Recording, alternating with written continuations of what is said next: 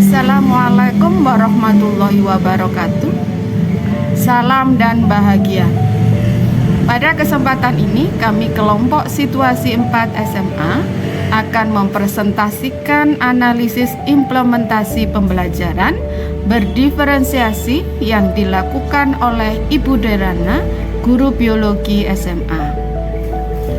Analisis skenario pembelajaran ini kami lakukan dengan bantuan pertanyaan-pertanyaan pemandu yang terdapat pada LMS.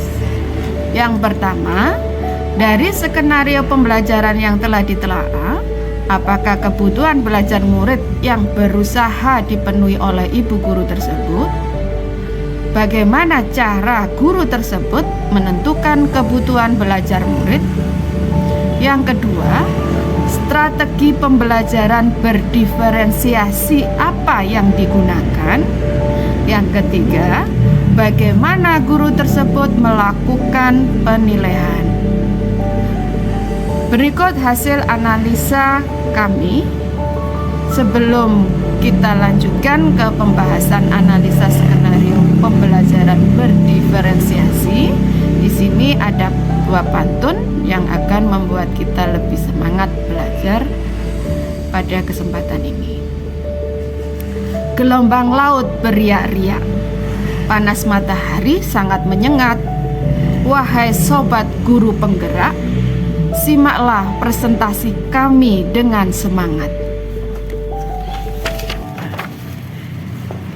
Mari kita lanjutkan analisa skenario pembelajaran berdiferensi yang dilakukan oleh Ibu Derana, guru biologi SMA, dengan materi keanekaragaman hayati di Indonesia. Untuk analisa yang pertama, dengan pertanyaan dari skenario pembelajaran yang telah ditelaah, apakah kebutuhan belajar murid yang berusaha dipenuhi oleh guru tersebut? Bagaimana cara guru tersebut menentukan kebutuhan belajar murid?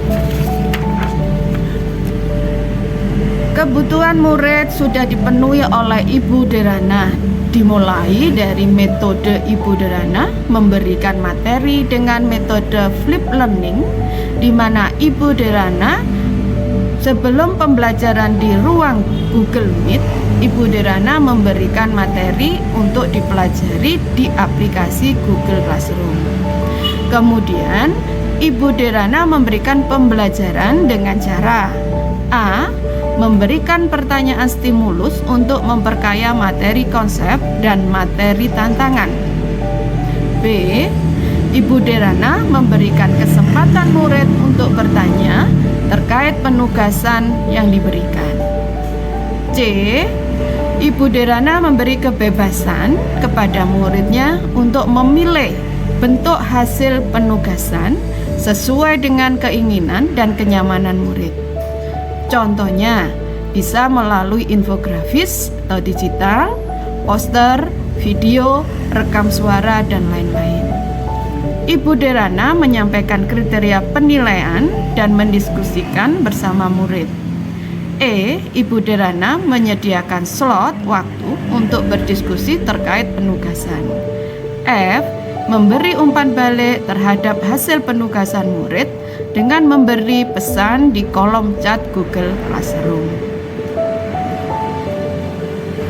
Soal yang kedua, strategi pembelajaran berdiferensi apa yang digunakan? Jawabannya adalah strategi berdiferensiasi konten.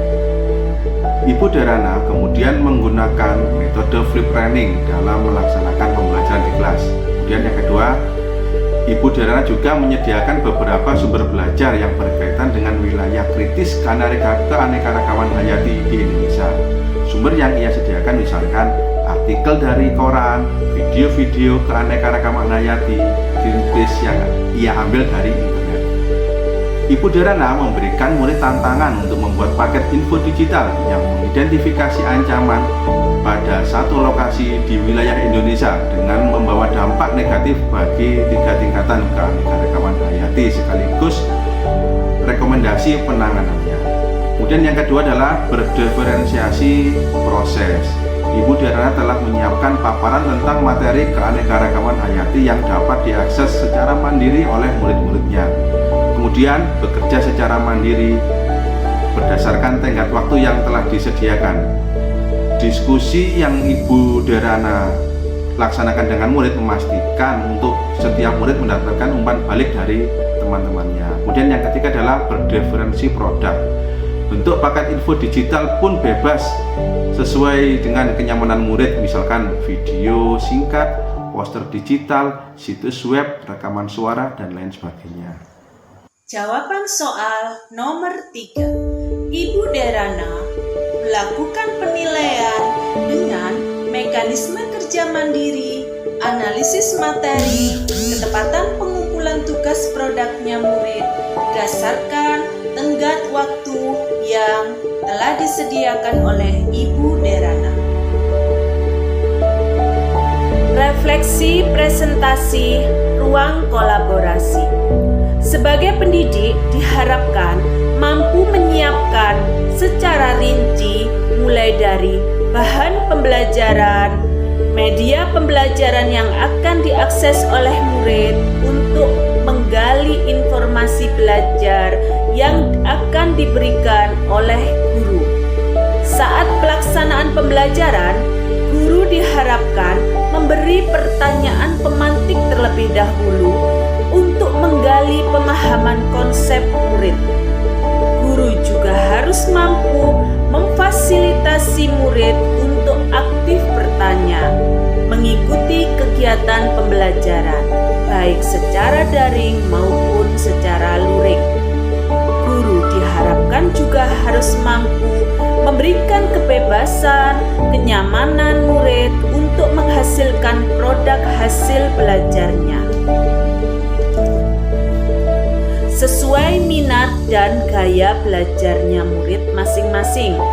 Guru juga harus mampu menyampaikan dan mendiskusikannya dengan transparan mengenai rancangan penilaian yang ingin dilaksanakan bersama-sama murid, sehingga murid termotivasi untuk menghasilkan produk hasil belajarnya dengan maksimal.